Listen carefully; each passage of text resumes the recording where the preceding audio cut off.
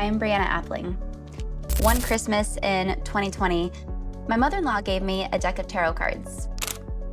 At the time, they mostly sat untouched. Now, occasionally, my baby would pick them up and play with them, but I never imagined that a simple gift would completely change the course of my life. One day, out of curiosity, I picked up the deck and pulled my first card. Something happened. As I began reading the cards, information started flowing through me in a way I could not explain. Now, I began offering readings to family and friends, and the feedback I received was incredible.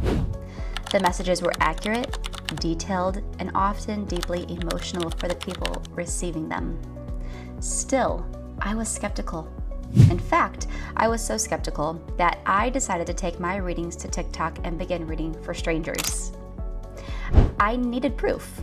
I needed to know whether what I was experiencing was real or whether I had somehow convinced myself it was. I had recently become a mother, and I genuinely questioned my own sanity.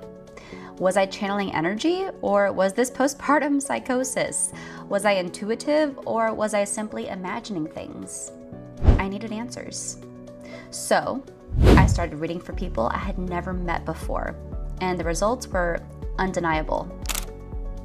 The messages resonated, the validations poured in, the accuracy continued.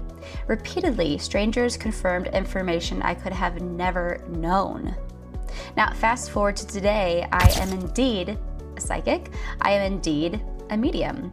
And as of 2026, the community that has formed around this work has grown to more than 900,000. These people are across all of my different social media platforms. Now, maybe you discovered this book through one of those platforms. Maybe a friend recommended it to you, or maybe you simply stumbled across it while browsing a bookstore or strolling online. However you found it, I want you to know something. I don't believe you found this book by accident. Perhaps your grandmother on the other side nudged it into your path.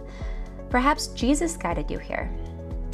Perhaps your guardian angels, spirit guides, or loved ones in spirit worked together to place this book in your hands. Perhaps it was God. No matter how it arrived in your life, trust that the timing is divine. You found this book because you were ready for the message. There's an old saying, when the student is ready, the teacher appears. The pages that follow contain lessons, insights, and channeled messages that transformed my life. Their conversations and teachings received through my connection with Jesus and other ascended masters, messages of healing, hope, forgiveness, love, and remembrance. As you read, you may notice a deep sense of recognition stirring within you, a feeling that you already know these truths. That feeling is important because these messages were never meant for me alone. They were meant for you too. I believe that God uses ordinary people to deliver extraordinary reminders. And this book is one of those reminders. People are hurting, people are searching, people are trying to remember who they really are. At its heart, this book is a reminder that you are loved beyond measure. It's a reminder that you're never alone. It's a reminder that God has never abandoned you, not for a single moment. And that divine love remains available to you regardless of your mistakes, your fears, or the path you've taken. This book is an invitation to remember where you came from, to remember who you are, to remember that there's something greater walking beside you every step of the way. May these words serve as a North Star, gently guiding you back to yourself and back to the path that was always meant for you. Writing this book was one of the most profound experiences of my life. In many ways, it seemed to arrive all at once. The messages flowed through me with such clarity that the entire book came together in just under a month. I hope that it changes your life the way it changed mine. But truthfully, I believe it will, because I don't think you're holding this book by chance. I think it found you exactly when it was meant to. With love, Brianna Appling. I walked into a psychic fair with a newborn baby and had no idea my life was about to change. I wasn't trying to start a business. I wasn't trying to find my purpose. I was just trying to get through the day. I had a lot of different ideas about who I was supposed to be. Heck, I used to write horror stories. But deep down, I always knew I would write a book one day. I just didn't know what it would be about or when that moment would come. Looking back now, I can see that everything in my life was leading me to that room. I was freshly postpartum, my baby in tow, and as I walked into a space filled with incense, candles, crystals, and quiet conversations, tables lined up in the room, each one holding someone with a gift. I paused at the entrance and asked the girl working at the front who she recommended. She pointed to a woman sitting alone in the corner. "She has a gift," she told me. I followed her gaze, and the woman had long, honey blonde hair and a calm, grounded presence. No one was sitting at her table. Perfect. I didn't have much time, my baby was with me, and I learned quickly that moments of peace like this didn't last long. So I walked my stroller over and asked, "Hey, is it okay if I sit down and have a reading with you?" A soft smile spread across her face. "Of course, please sit." I sat down and she began shuffling her oracle cards, laying each one carefully in front of me. At the time, I hadn't started my social media. This world was still new to me. My mother-in-law had given me a deck of tarot cards for Christmas, but they mostly sat on a shelf collecting dust. Unless my 2-year-old grabbed them first. I was a mom, busy, tired, trying to figure life out. When would I ever have time to read cards for people? And even if I did, who would pay me for that? These were the thoughts running through my mind as she placed each card down. Then she paused. She took a deep breath, looked me directly in the eyes, and with the most peaceful certainty said, "You can do what I do." Something in me shifted, not loudly, but enough that I couldn't ignore it. She told me she saw cards in my hands, and she asked if I had ever read tarot before. "I have a deck," I told her, "but I just use it for fun every once in a while." She smiled gently. "You're going to use them to help people heal one day." I didn't fully believe her, but I felt it. I tucked that moment away, assuming it was something far off in the future, maybe something I would explore when my kids were older. After I left her table, I decided to talk to one more person while my baby was still calm. Another woman caught my eye. Her hair was pulled back in a ponytail, and her table was open. This reading felt different immediately. No cards, just stillness. She closed her eyes, and after a few moments, she began to speak. "I see you writing a book. It's going to help a lot of people, especially women. You're going to share your story." I tilted my head slightly, caught off guard. "Really?" I asked, half curious, half skeptical. "Really," she said with certainty. "Well, I used to write horror," I replied. "Do you think it'll be a horror book?" She leaned back slightly as if listening. "You can write horror if you want," she said, "but the book you're meant to write, the one that will reach people, is your story." I didn't feel like I had a story worth telling, but something inside me resonated. Not loudly, not fully, but enough. And as time went on, the idea of writing a book would come and go. I would get flashes of inspiration, but nothing felt right. Until one day, it did. I was driving my car, one of the few places I could truly think. Repetitive moments like that have always connected me to something deeper. Driving, walking, washing dishes, it's in those quiet, in-between moments that I hear the most. That's when it came to me. A vision of a book. Not a horror story, but something different, a self-help book. The idea came through clearly, almost like it was being shown to me instead of created by me. It felt more personal, more spiritual. Now, I tried to ignore it at first, but every time I got in my car, it came back. The same vision, the same feeling, and then I started seeing the cover. White, navy blue, which made no sense to me. Everything in my world was sun and soul, gold, orange, warm, radiant energy. So why this? I kept trying to force other ideas. I even asked for help searching for something that fit what I thought my brand should be. Nothing landed. Until one day, I stopped trying to control it and I asked, "God, what is the name of my book?" The answer came instantly, clear, direct, undeniable. When the Waves Crashed Harder. And in that moment, everything clicked. The colors made sense, the feeling made sense, the story made sense. It felt real. It felt like home. And then something even deeper came through. It has already been written. You just have to remember. And that was the moment I knew. This wasn't something I was creating from scratch. This was something I was being guided to bring through. The lessons, the pain, the healing, the truth, all of it. But even with that experience, even with that, everything began unfolding afterwards. I still questioned this book. I wanted to be sure. So I asked. I remember speaking directly to God and saying, "God, give me a sign that this is really you. But even with that experience, even with everything that began unfolding afterward, I still questioned this book. I wanted to be sure. I needed confirmation, so I asked. I remember speaking directly to God and saying, God, give me a sign that this was really Him, divine inspiration, and that it was really time to begin this book.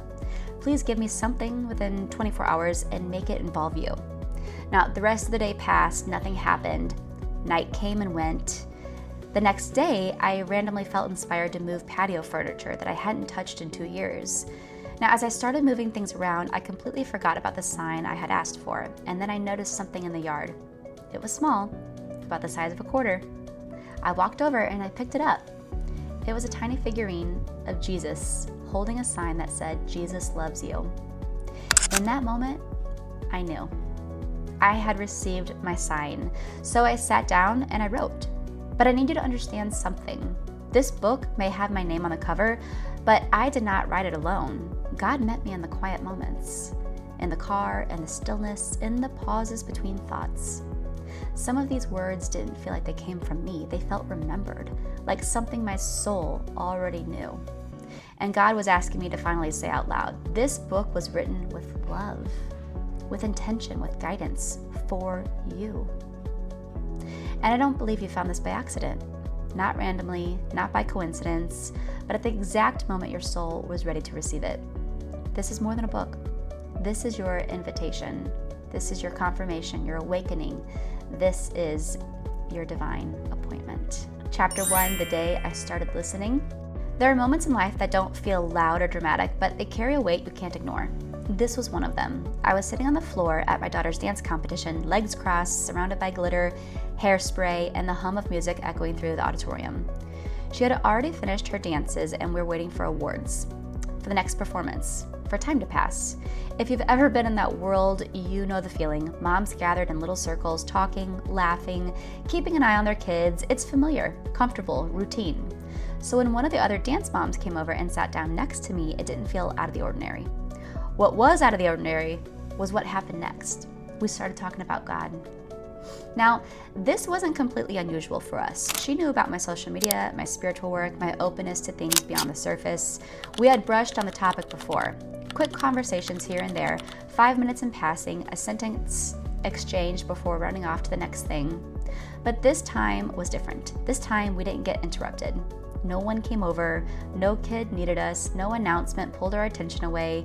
We sat there for an hour and a half just talking. And the deeper we went, the more it started to feel like this wasn't random. It wasn't a coincidence. It felt placed. Like something had arranged this moment. Now, at one point, she looked at me and said something that stopped me completely. I think Jesus has been trying to reach you. I felt it hit me immediately because the truth was, I've been asking him too. The words came out of my mouth almost without effort, like they had been waiting for someone to pull them free. She nodded like she already knew. And then she said something that would shift everything. You need to live every I am being in service to him. Wake up every day and follow God's lead.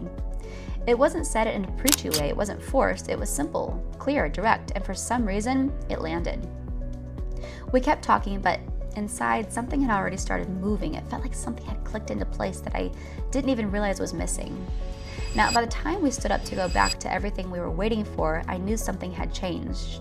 I just didn't know how much yet. Now, the next morning, I remembered what she said. Ask Jesus directly, so I did. I woke up still half in that space between sleep and awareness, and I said it out loud. Jesus, what should I do today? I don't know what I expected, something big, maybe, something profound, something that felt like God. Instead, I saw a washcloth, clear as day. And I heard, use soap and water and wipe down your countertops. I paused. There's no way this is Jesus. Out of everything, countertops? It felt too normal, too simple, too human. So I tried again. I tuned back in. Okay, what should I do today? Same thing. Washcloth, soap, countertops. Now at that point, I laughed to myself. All right, what the heck? Let's just try it. So I did. I went into the kitchen, grabbed a washcloth, got some soap and water, and started wiping down the countertops. Nothing magical happened, no lightning bolt, no overwhelming spiritual moment, just me cleaning. When I finished, I stopped and said, okay, now what? And just like that, I heard it again. Do the railing on your banister. I looked over at it, still confused, still questioning, but something in me had already decided if I'm doing this, I'm doing this. So I went over and wiped down the railing on my stairwell, every inch, slowly, intentionally, finished, paused. Okay, now what? And that's when everything shifted. Now do it to yourself. That one stopped me. I stood there for a second, letting it land, and then I understood. So I went and took a shower. Not just a quick rinse, but intentionally, like I was part of the same process, like I was being cleaned. And when I got out, I stood there for a moment, towel wrapped around me, and asked again, okay, now what? And I heard, now write about what we did today. And I actually laughed out loud because at this point, I still didn't fully understand what was happening, but I knew I wasn't making it up. There was a flow to it, a sequence, a conversation, and then the download came, clear, direct, undeniable. What is happening right now is I'm working on you, and by the time you're done reading this book, you'll be healed, and so will everyone else that's reading this. I just stood there, letting that sink in, because if that was true, then this book wasn't going to be what I thought it was. It wasn't going to be me teaching something I already knew. It wasn't going to be me with the answers. It was going to be something else entirely, something unfolding in real time through me, and for you. So here's the truth. I have no idea what this book is going to become. I don't have an outline. I don't have a plan. All I have is obedience, step by step, instruction by instruction, listening, following, and writing it down as it happens. Because if what I heard is real, then this isn't just a book, it's a process. And you didn't find it by accident. You're here for a reason, and so am I. Let's see where he takes us. And this is where I need you to really lean in, because what I didn't realize in that moment, but I understand now, was that I was being tested. Not in a harsh way, intimidating way, but in a very quiet, very simple, are you willing kind of way. See, we always think when God speaks, it's gonna be big, loud, life-altering in a way that feels obvious. We expect burning bushes and booming voices. But what if I told you it starts with countertops? It starts with the smallest, most ordinary instruction you almost talk yourself out of. Because that's exactly what I tried to do. I questioned it, I laughed at it, I almost dismissed it.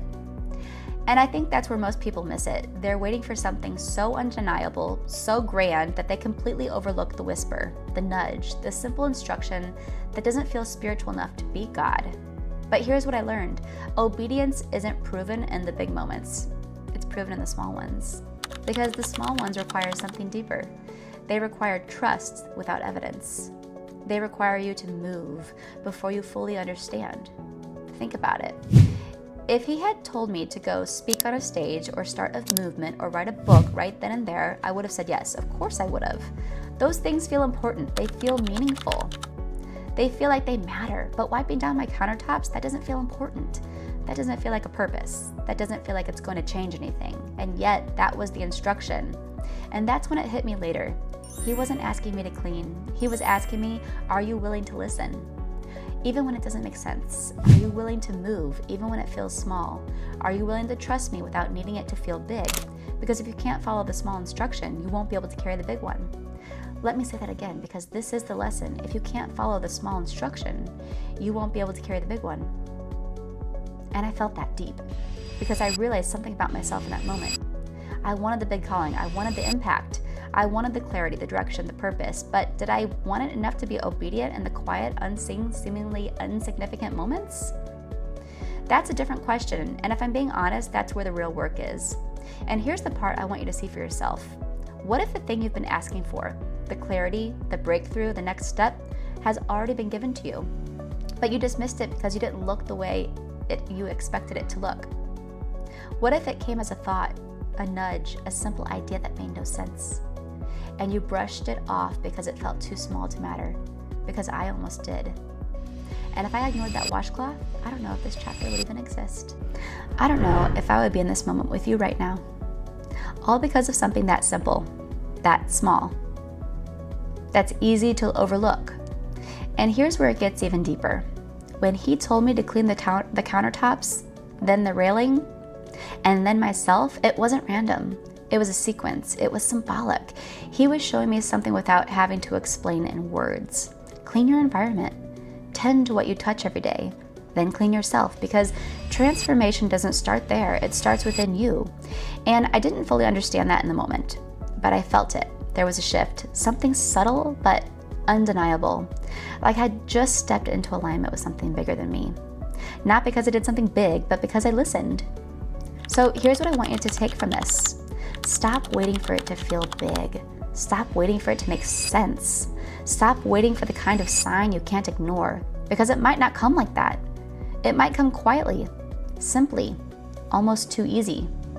And the question isn't, is this big enough to be God? The question is, am I willing to follow, even if it's small? Because that's where everything begins. That's where trust is built.